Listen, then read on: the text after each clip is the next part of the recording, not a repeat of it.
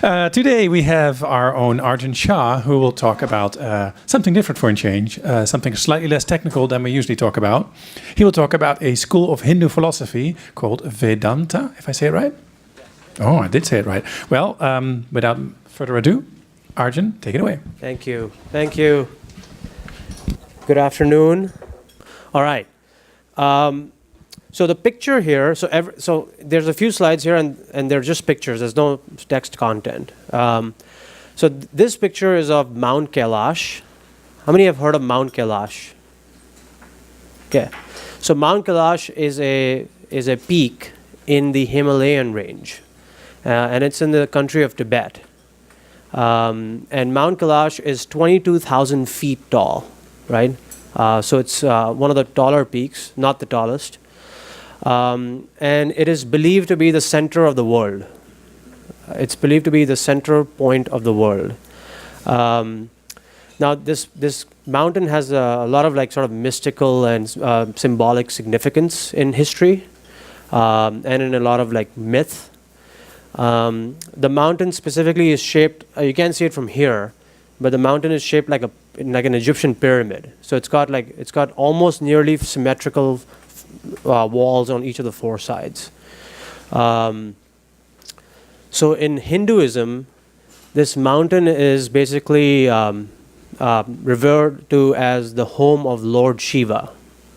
Okay, he's one of the three principal deities in Hinduism. Shiva is also known as the destroyer of ignorance and the transformer of the world. So that's his role. And it is said that Lord Shiva resides on the summit of this mountain in a perpetual state of meditation. So, with his wife, whose name is Parvati. Climbing this mountain is banned by the Chinese government. So I remember, I think a few years ago, was it 10 years ago or so, the Chinese government wanted to conduct a lot of research on this mountain because there was a lot of legend and myth around it. So they hired this Spanish archaeological agency to go survey this land, but then there was a huge amount of reaction from the United Nations to not scientifically study this peak and to leave it alone as one of the mystical wonders of the world, and so the government was forced to basically abandon the mission. Climbing is also quite impossible because of the geography and the structure of the mountain. It's got nearly perpendicular walls. And it's almost very impossible to access because of the perimeters around it. And it's got deathly conditions. You need to know certain yogic breathing techniques to actually get anywhere close to it.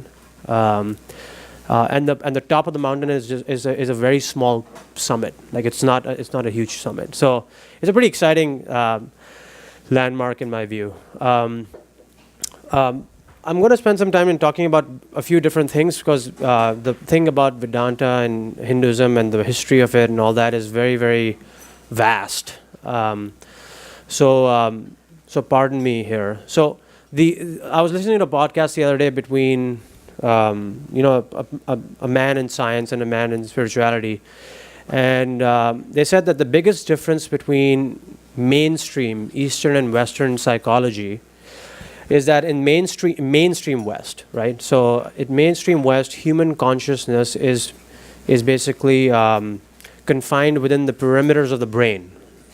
It exists in our brain, and it can be translated into neurobiological activities, right?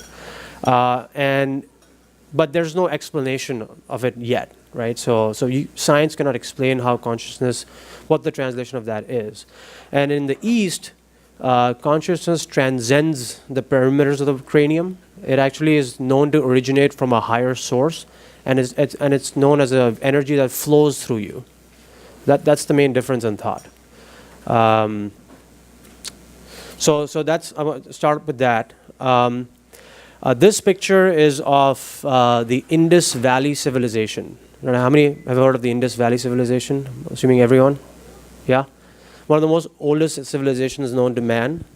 I think it started 5,000 before Common Era, so or something.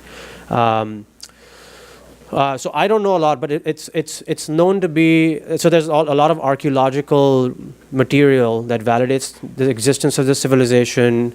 It existed in South Asia, in the Indian subcontinent. And the name India is derived from the name Indus, actually. So this is known to be a very advanced civilization, way ahead of its time. It had modern irrigation systems. It had roads that were perpendicular. It had people who had jobs in agriculture. Like, it was like really advanced, like shockingly advanced. And then so the Vedic period is a period of South Asian history between 1500 and 600 before Common Era. Okay, and that during that period, this civilization was thriving. The reason why that period is called the Vedic period is because there are 4 texts that were authored and followed during that period, and those texts are called the Vedas. And the oldest one is called the Rig Veda, which is basically the oldest text ever known to man scientifically. Like, there's no text that is older than from an archaeological standpoint. And it was written in between 1700 and 1100 before Common Era. So this is like 3,500 years ago, right? Or almost, yeah, it's almost like 3,700 years ago. That's a long time ago. And these texts, they were written by sages, or in Indian history, in Indian culture, they're called rishis. And they're more about contributing to a human culture, like creating this culture of people, to celebrate nature, to celebrate the deities in the world, to do rituals, to create temples, to do sacrifices to nature, to respect our life, etc., etc., etc. So they were basically a way of life. Like, Hinduism cannot be like constituted or classified or as a religion, because it's just not. You can't just define it through the lens of religion. It's more or less a philosophy, in my view. It's a culture. It's a way of life. It's a different thing.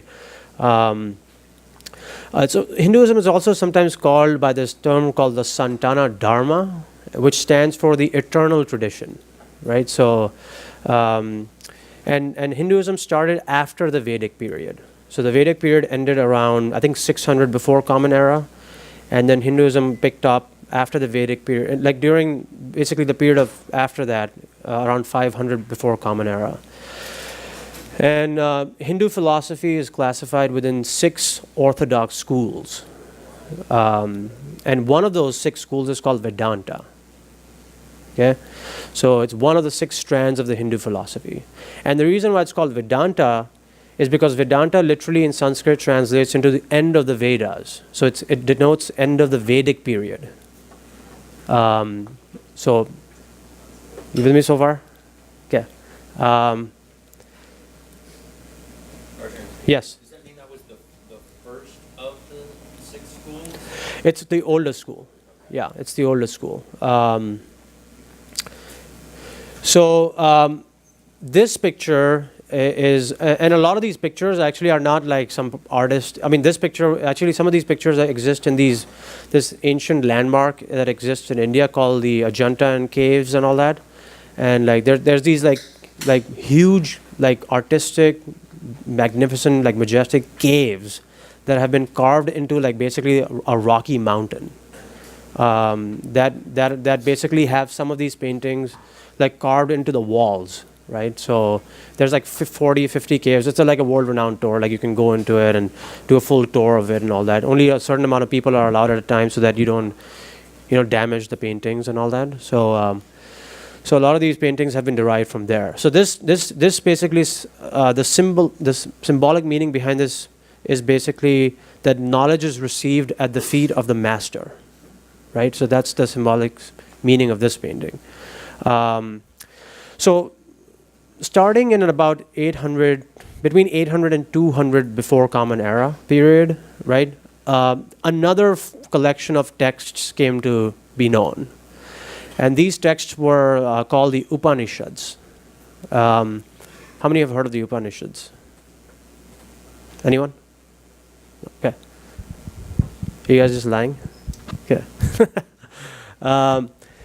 The Upanishad texts there's about 250 of them, all right, or existed at that point in time, but only 108 are known today. So the rest like kind of just got lost in history.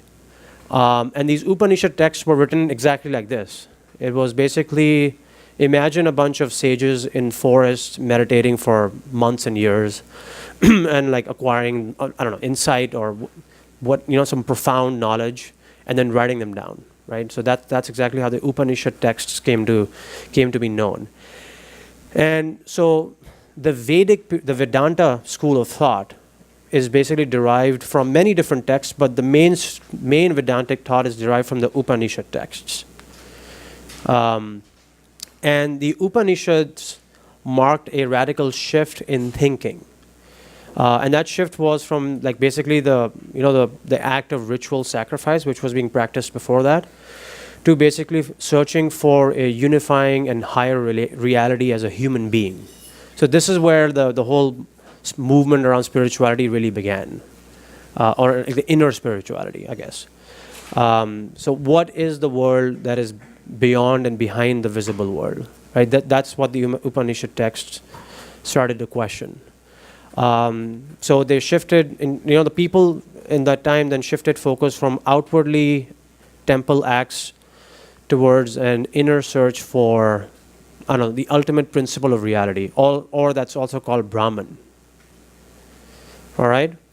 And so it is basically one of the principles of Vedanta is that every human being has a soul, and that soul is called the Atman. And then there's the higher reality. There's like the highest reality is called Brahman. And basically life is about realizing that they're one and the same thing.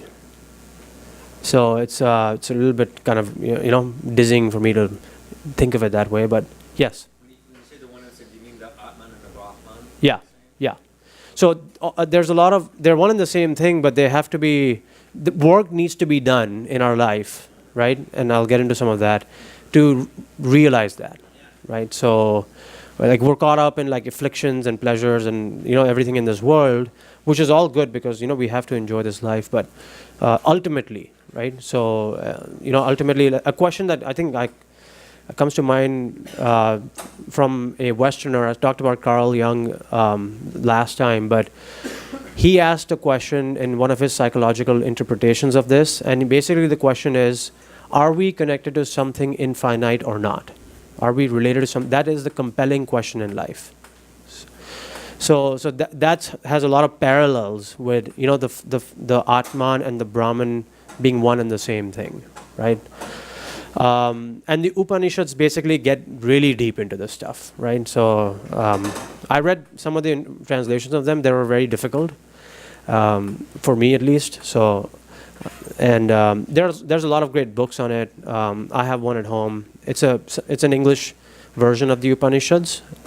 If you guys are interested, I can send you the name, and it's a pretty good book. It's a light read also. It's not intense. It's just stories and poems. So in a way, Upanishads are known to be critiquing the Vedas, right? So because the Vedas were a lot about the sacrifice and the rituals and the outwardly acts, and the Upanishads are completely reversed. They're all about this inward search, right? They're about like realizing a higher reality within yourself. So that's why the period is called Vedanta, and Vedanta stands for, like I said, the end of the Vedas. Okay. So Vedanta is one of the 6 school of thoughts. The other school of thought that you guys already know is yoga. That's another school. So there's like, many schools. And they're kind of intermingled together. They're not like completely isolated from each other, which makes it even more difficult to explain. So this picture shows basically that the path of the yogi is the aim of the yogic path, I guess, in better words, is to help enhance and increase our focus on realizing the greater reality, right? That's the goal of meditation, right? It's to, like, if you've gone to a yoga class and all that here, like, they'll do like you'll close your eyes and they tell you to center yourself and to concentrate on the breath and all that. those are prerequisites. So that's like the first of n number of steps, right? I know there's recorded histories of people who have, meditated all their lives since they were like teenagers. And then they've like sort of like, once you realize and once you become enlightened, for lack of a better word, or you realize that there's this highest reality and I am it, then you can, you enter this phase called, I can't recall what it is. I think it's like something, I can't remember, because it's basically when you voluntarily kill yourself in meditation. But it's not killing.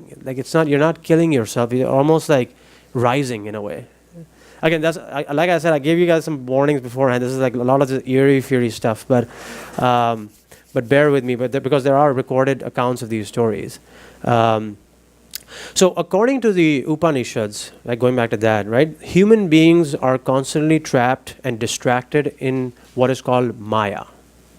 Maya is the veil of the ultimate reality. And Maya is this physical world. So this world is basically the veil behind which or above which or however you want to think about it sits the ultimate reality. And so we undergo a series of reincarnations in our life. And when I talk about life, I'm not talking about just the biological life. I'm talking about the psychic life, the higher life. So we undergo these series of incarnations to resolve our entanglements. And this is called karma, right? Karma will bite you, right? So, or karma will come back to you. That's basically where it comes from. So do good things, do good deeds to people. Resolve your karmas, because until you do that, you will not be liberated.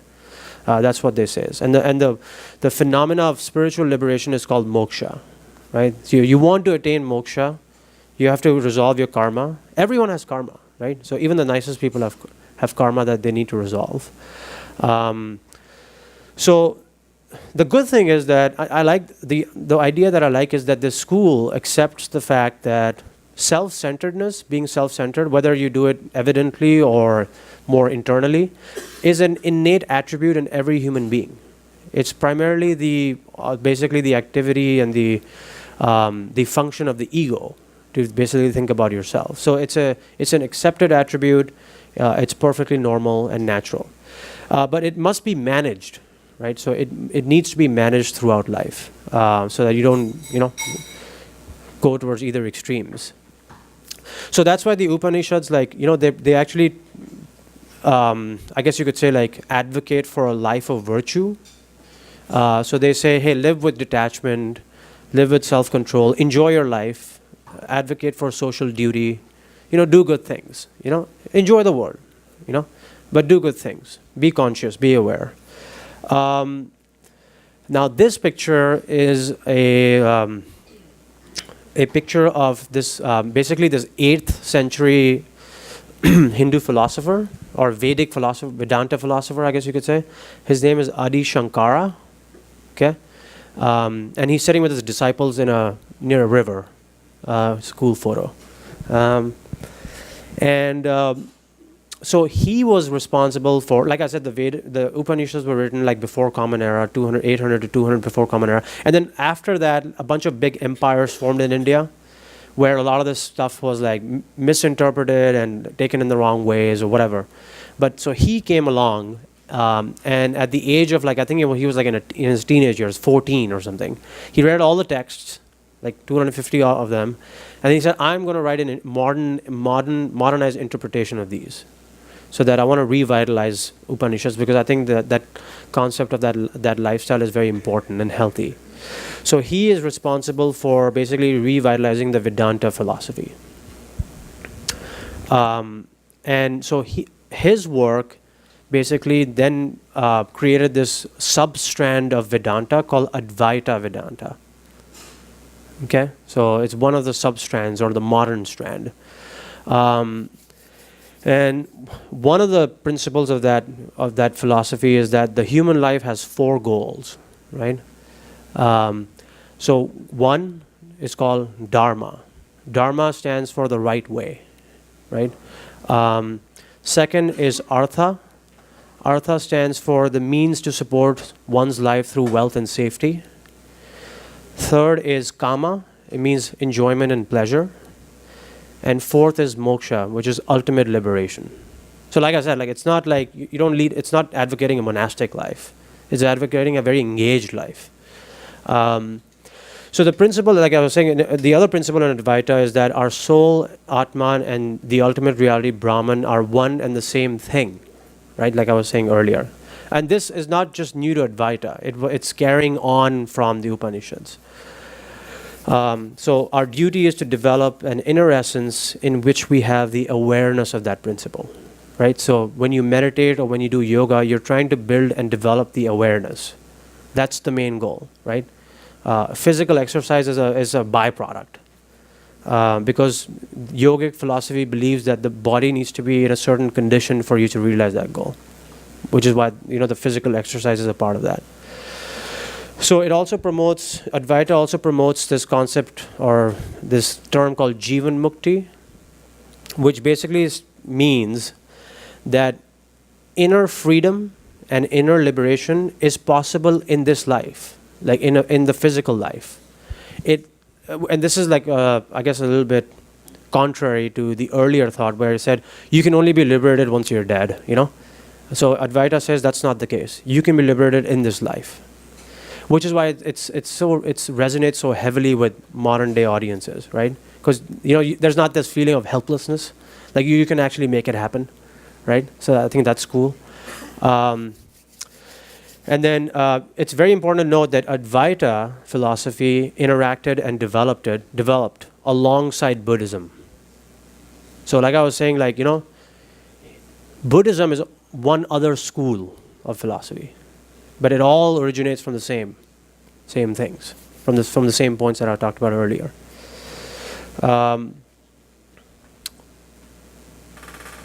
So sorry. Any questions? Any thoughts? Pretty like I want to call on you. Can I call on you? No thoughts? Anyone who's like sort of heard about any of these things or yeah. Nick, you wanna? Sounds good. It's a lot of memories too. I took an English philosophy class and studied abroad in India. Nice. Reminded me of a lot of this. Yeah. Sounds good so far. Oh no, thank you, thank you. I was looking for like some engagement. It's a little bit of a tough ask. Yeah. I did have that question hanging for me about what's the connection between Hinduism and Buddhism, and you're kind of touching on it. Yeah. Did I understand you right that like Buddhism is fully rooted in Hinduism? I wouldn't say rooted. I would say it emanates from it. So so everything emanates from these ancient texts called Vedas, right? Even Hinduism originated from those texts. So Hinduism is not. So there was these texts that were like there's a point beyond which we just don't know, right? So we know that the Indus Valley civilization is the oldest civilization known to man. Before that was all the Homo sapiens and all that African history. But a civilized world with a belief system and all that was the Indus Valley civilization. And then during that period, there was these ancient texts, the four Vedas that were written in 1700 before Common Era.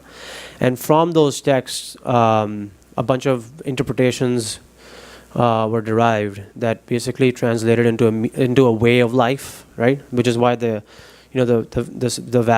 civilization had like modern facilities and cultures and all that. So and then I think it was between, and this is the part where it's not very clear.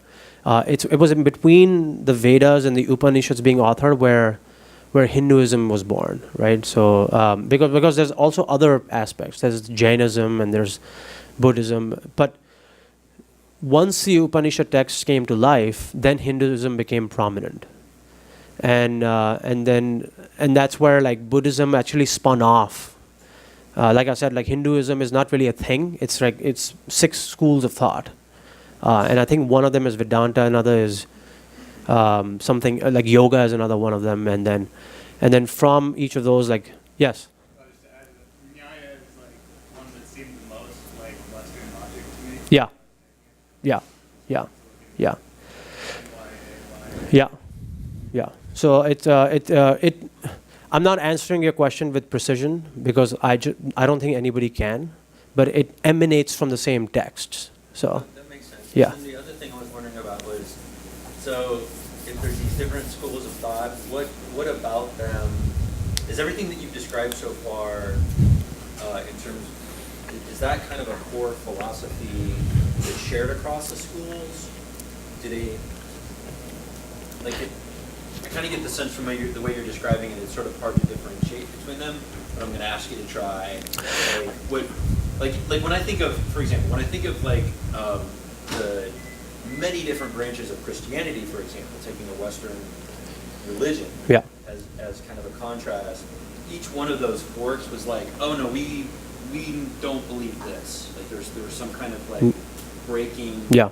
difference in belief. Is that, do the schools have a similar structure, or is it a different thing? I would say that they do. They do have. I mean, so there's a lot of common themes across all of them, but then there's like subtle differences, I would say. But they don't. I think it's a little bit more soft. Like it's not as like we don't do that. Like so it's more pluralistic if I use that word. So it more like says like, hey, we do this. It's completely fine if you do that. You can come live with us. That's fine. So like it's like very embracing and accepting. Yes.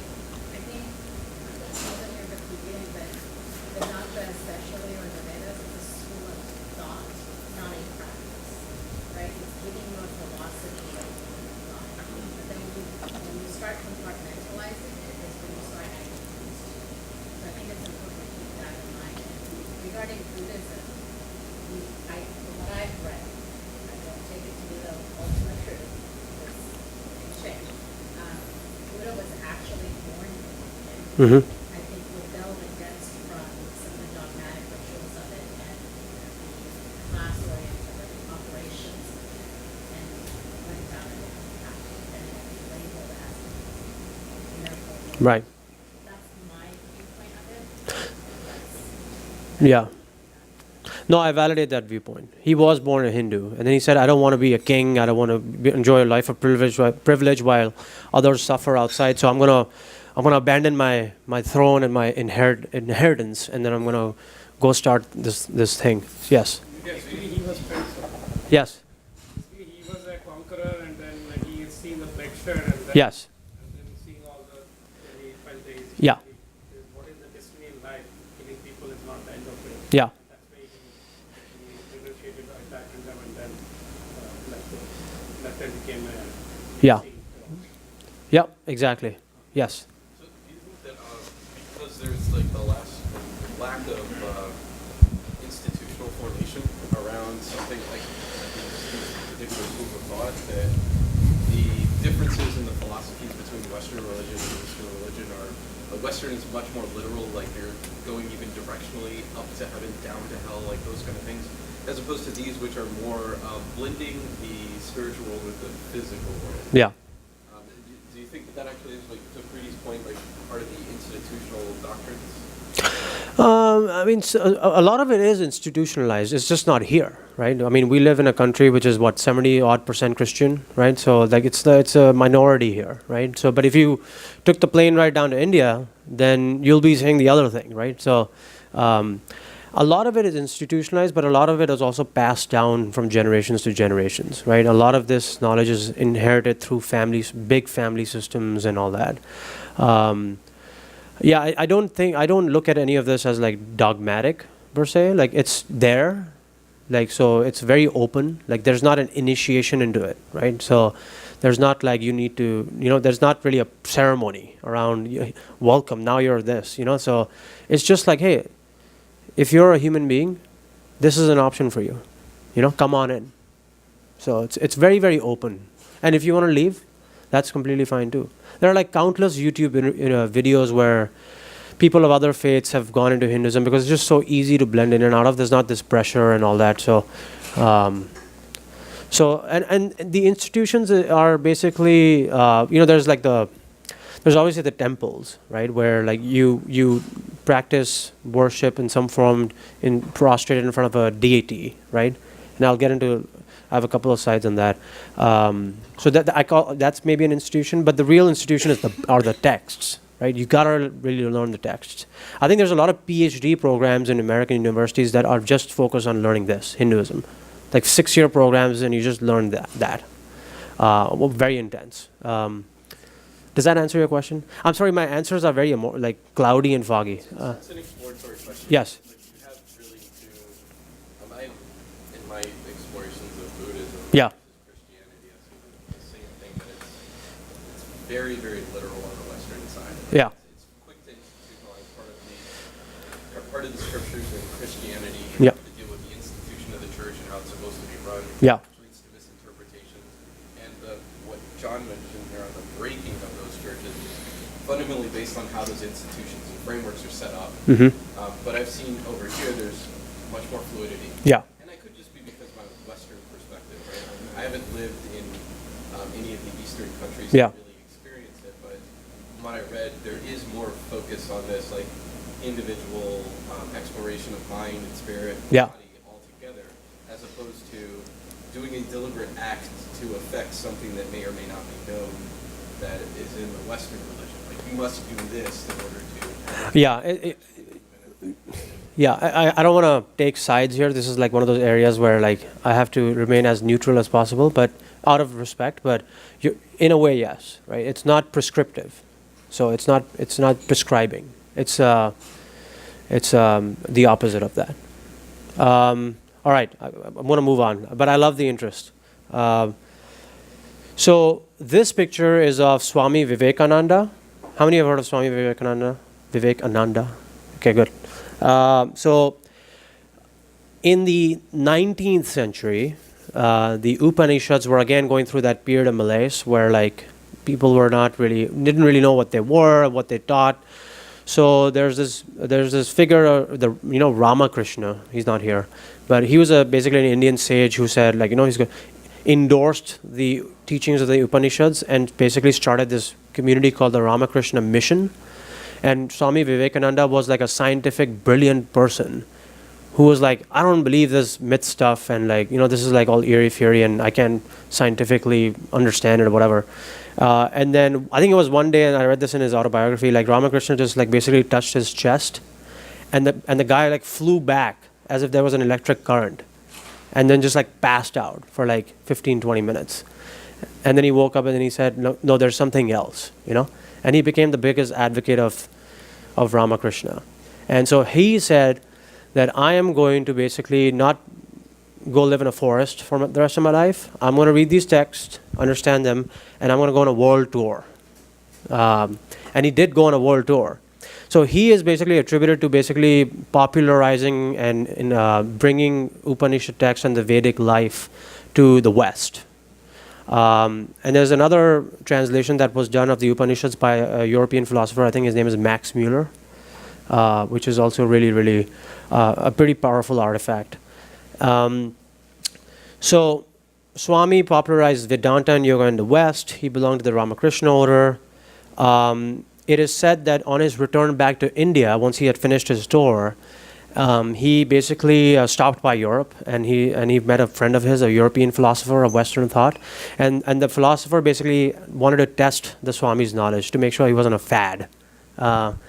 And he asked him an academic question, and the answer of that academic question resided inside a 1,000-page book, right? And he knew the Swami hadn't read the book, and he waited after asking the question. And the Swami basically, after a little bit of thinking, said, I don't need to read the book to know the answer to that question. The answer to that question resides on page 659. And basically the philosopher is, as I'm told, like he was shocked, and then him and his wife basically became members of the Ramakrishna order. They wanted to learn more about this stuff. Because they were obsessed with knowledge, and like, how does this man know the answer when he doesn't know the book? So that means that there is another domain of knowledge, like above the academic, right? Which is learned through the mind. The mind is a very powerful instrument, by the way. You guys probably know that. But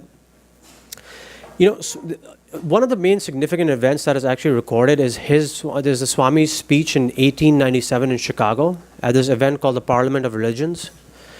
And it's actually on YouTube. But the person who's speaking on YouTube is not him. It's someone reciting it, the words that were spoken, because back then you didn't have video camera or audio recorders. So they wrote down every word of the speech and then recited it on the YouTube video. So, and a part of the speech was actually referenced by our former president, Barack Obama, during one of his United Nations visits. And I think the symbolic, and again, I might be wrong here, but the symbolic significance behind why he used the Swami's words from that speech were basically to promote the idea of a pluralistic society, a society in which everyone is accepted, right? So I'll read out the quote.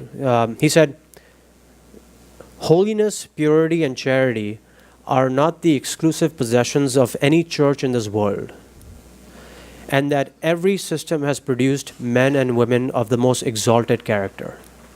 That was the line from one of the lines from the speech, right? Kind of gives goosebumps in a way, right? So that was Swami. This picture is of a meditating yogi, evidently. And the number one, and now I'm going to sort of turn my language, shift my language to a little bit more westernized terminology, but the number one tip that spiritual masters or yogic masters provide is to start developing awareness, right? That's the number one advice that we get. Awareness of your thoughts, awareness of the stream of thoughts, awareness of the breath leaving and exiting the body. You'll hear a lot of these in the yoga classes, right? So there's in one of the principles of this philosophical school is basically this idea of guna forces, G-U-N-A, the gunas, where it is said that at any point in time, there are three energies, I guess, flowing through our body. They're called guna forces. So there are Rajasic, Tamasic, and Sattvic. Rajasic denotes action, passion, practicality. Tamasic promotes lethargy, heaviness, darkness, confusion. And Sattvic basically means light, clear in the mind, knowledgeable, like insightful. So everyone has a proportion of any three of those forces flowing at all times, and they all keep changing. So you just have to be aware of the fact that it's totally okay to feel or think about a certain thing in a certain way. Just have to build the awareness. So an Advaitic life is not a monastic life. It does not reject the world, but guides you to practice detachment and self-control from everyday afflictions and pleasures. And I won't get into a bunch of this thing because we're at time, but I will speak about him. Actually, it's not even a him. There's not more to describe him because it's beyond the words that we have in a way, I guess I'm told. So this picture is of Lord Shiva. There's two pictures actually side by side. So Shiva is one of the principal deities in Hinduism. He's one of the three basically main deities. The others are Vishnu and Brahma. And he is known as basically the destroyer of ignorance and the transformer of the world. He is also known as the Adi Yogi, which is the highest master of yoga, right? So if you go to yoga class and somebody says, I'm following this master, like point to Lord Shiva. He's basically the master of masters. So he represents the ultimate reality. So his basically personification is a representation of Brahman, the ultimate reality. It is said that Shiva's life lasted 4,000 years. Right? So how cool is it? Like, I'm 3,800 years old, right? So, and the reason why it lasted that long was because he needed that time to travel by foot to all parts of the world to spread the essence of human spirituality. That's why his life was that long. So Shiva is depicted in various benevolent and fearsome ways. In his benevolent form, he's pictured as leading a yogic life, on Mount Kailash, which was the first picture I showed in the Himalayas with his wife Parvati. In his fierce aspect, he's depicted slaying demons. Iconographic, like if you see from the picture, he's got a snake around his neck, and that protects him. The snake protects Shiva. He's got an adorning crescent moon. He's got the holy river Ganges flowing through his matted hair. He's got a third eye on his forehead. You can't see it, but it's like basically a half eye. He's got the trident as his weapon, and he's got a tiger skin wrapped around his waist. A lot of like video games have Lord Shiva from the East as characters in them. One of them is Dark Souls, because he's known as a cool god, I guess. His throat is blue in color because it is said that he drank all the poison from the ocean to save the world. So, and one of the most important aspects for Shiva is that in his purest form, for me, like this is where, like, you know, I'm really intrigued by this character, is that in his purest form, he's half man, half woman, as in the second picture. And that's symbolic of saying that in order to achieve purity, you have to balance your masculinity and your femininity. There are always, a fusion of the two basically leads to a pure form. So to basically achieve the liberation or perfection or whatever it is that you want to call it. Thank you.